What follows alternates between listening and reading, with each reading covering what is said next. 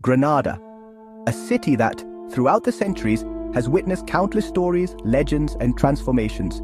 A city steeped in history, where every corner tells a different tale. From its most iconic monuments to its most hidden alleyways, Granada is an open book of bygone eras.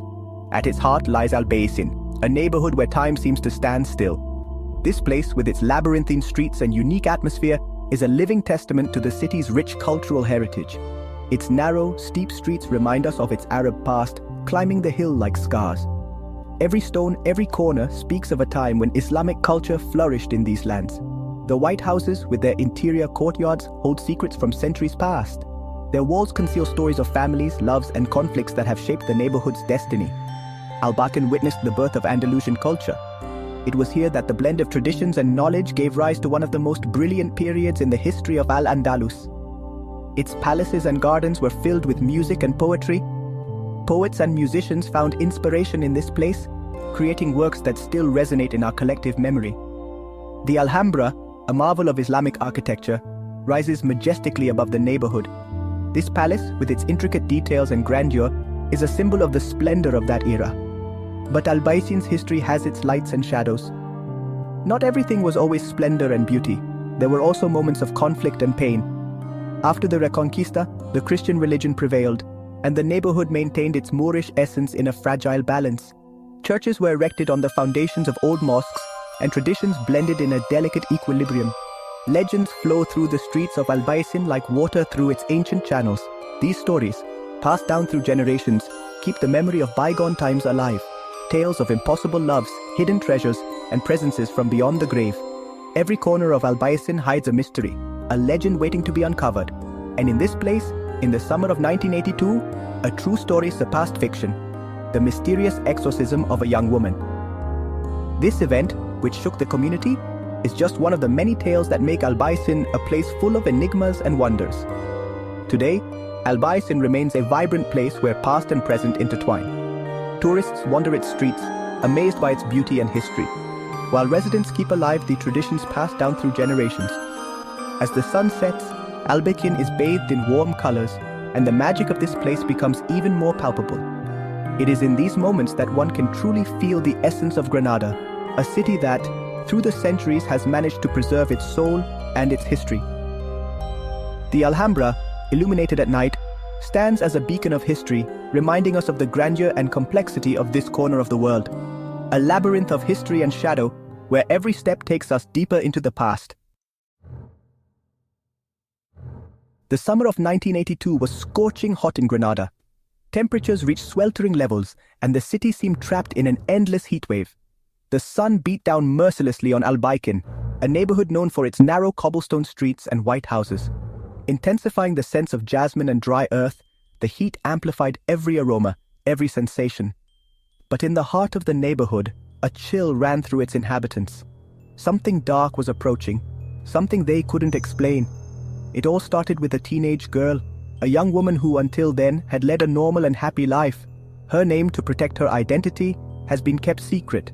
But her story became the center of every conversation. What we do know is that her behavior changed suddenly and terrifyingly.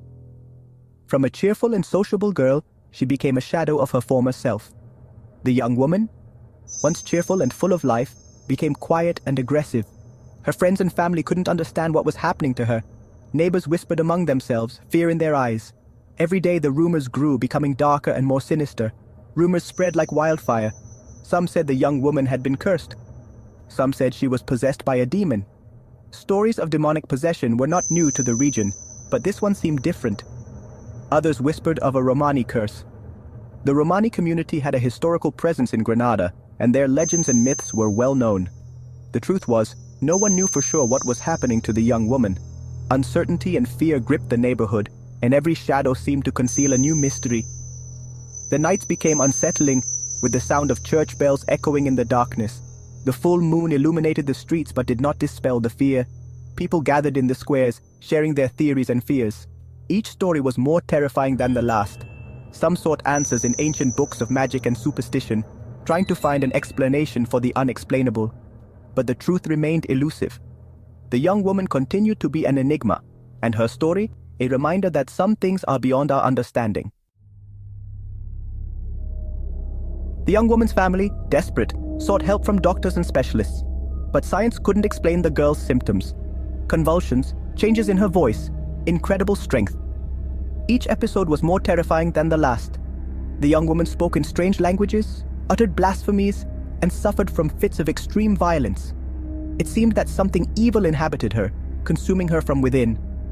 Her blood-curdling screams echoed through the labyrinthine streets of Albaicín at night. Fear gripped the neighborhood. The terrified parents watched as their daughter slipped away from them. Despair led them to seek a solution in the spiritual world. A solution as old as fear itself. An exorcism. The church at first was reluctant to perform an exorcism.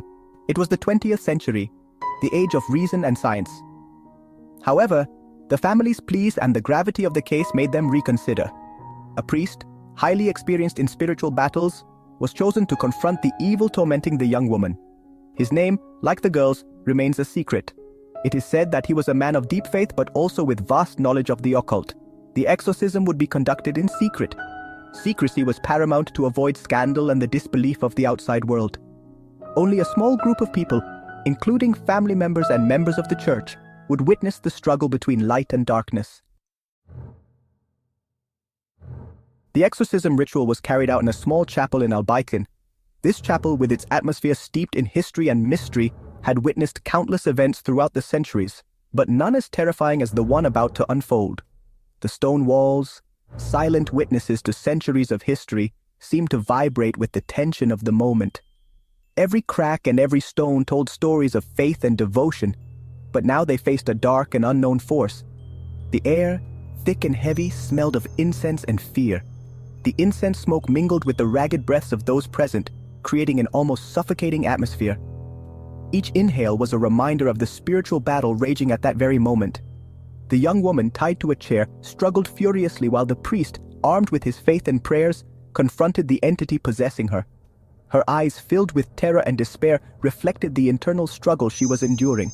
The priest, his face etched with determination, continued to recite the sacred prayers. The holy words echoed through the chapel as the young woman screamed and blasphemed in languages no one understood. Each word uttered by the priest was a blow against the darkness, an attempt to free the young woman's trapped soul. Her cries, filled with pain and rage, reverberated off the chapel walls, creating a terrifying echo. The battle between good and evil lasted for hours. Every passing minute felt like an eternity to those present, who watched with bated breath. The tension was palpable, and every movement of the priest and the young woman was followed with rapt attention and dread. Those present, terrified, prayed silently as the priest fought to save the young woman's soul. Their faces reflected a mixture of fear and hope, trusting that the priest's faith would be enough to overcome the evil entity. Each silent prayer was a beacon of hope amidst the darkness. It is said that objects moved on their own, an icy chill descended, and a nauseating smell filled the chapel. Witnesses claimed to have seen shadows moving in the corners, and some even felt a freezing presence that made their skin crawl. The smell, a mix of sulfur and decay, was so strong that many had to cover their noses and mouths to avoid vomiting. The chapel, once a place of peace and refuge, had become a battleground between light and darkness. Despite the secrecy surrounding the exorcism, rumors spread quickly through Albaicín. It was said that the young woman levitated, that her eyes glowed with an infernal fire, and that her voice, guttural and inhuman, chilled the blood. The terrified neighbors locked themselves in their homes after nightfall. No one dared to speak the possessed young woman's name. Fear, irrational but real, had taken hold of the neighborhood. Stories were told in hushed voices passed down from one generation to the next. Urban legends that fueled the mystery and kept alive the memory of that terrible night when evil crept into the heart of Albaicín.